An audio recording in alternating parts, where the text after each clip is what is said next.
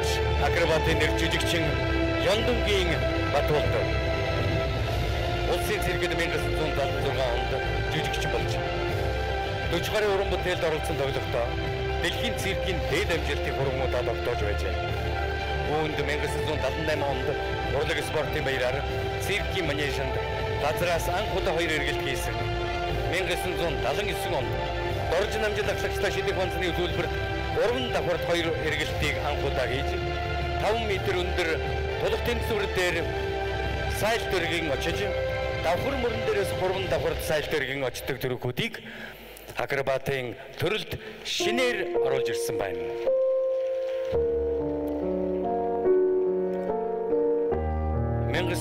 онд шидэх банцнаас 4 эргэж дэлхийн циркийн урлагийн дээд амжилтыг тогтоосон юм. 2006 оноос акробат уран нугралтын Angels төвийн захирлаар ажиллахын зэрэгцээ Монголын циркчдийн холбооны дэд ерөнхийлөгчөөр ажиллаж 2011 онд Монголын циркийн 70 жилийн аваар Монгол циркийн нэвтрхий тойл номон бүтээсэн юм.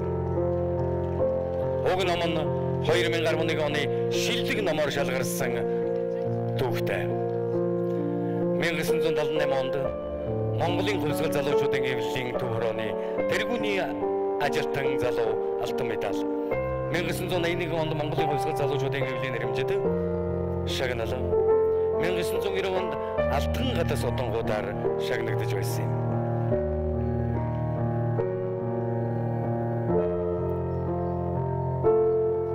Монголын циркийн урлагийн мөнхийн зүтгэлтэн цирк судлаач акробатын нэр жүжигчин Яндунгийн Батуулт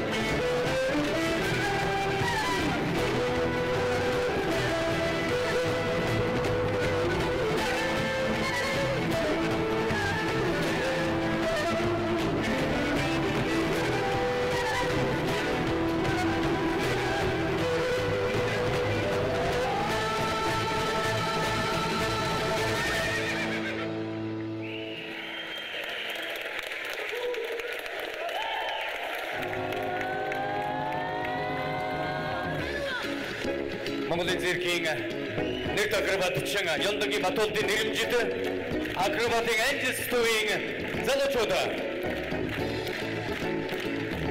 тийм энэ хүү жүрт Монгол гайхамшиг тоглолт